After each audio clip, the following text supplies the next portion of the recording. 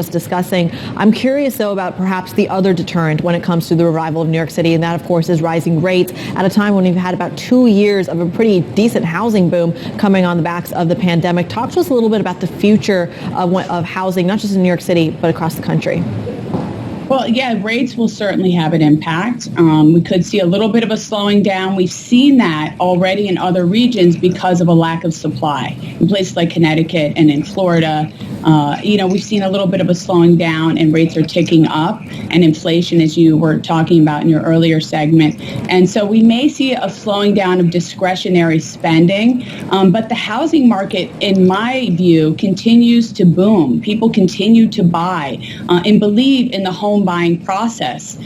So we'll have to see what happens, for example, with the war that Russia waged against Ukraine, how that will play out. We see gas prices going up. We have no more peace dividend, which is unfortunate.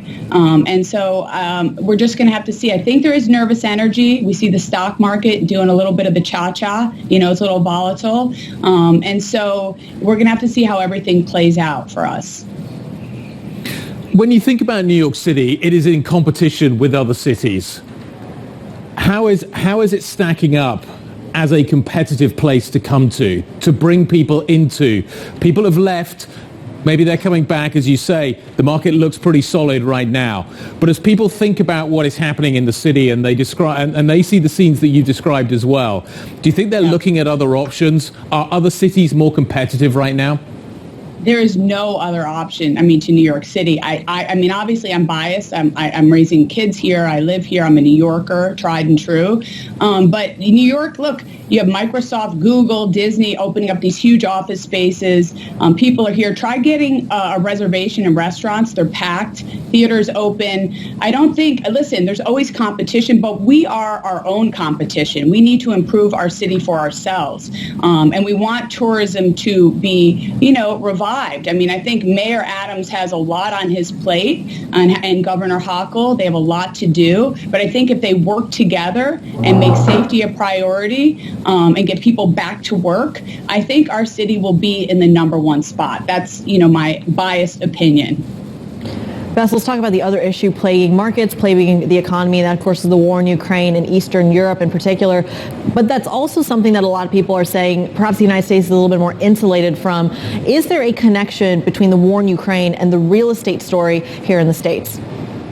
It's a great question, and I've thought about that. I think on a humanitarian level, people are upset, concerned. We raised, as a firm, more than $50,000 for the International Rescue Committee. I think people are upset about what they're seeing. How it will impact real estate is hard to tell.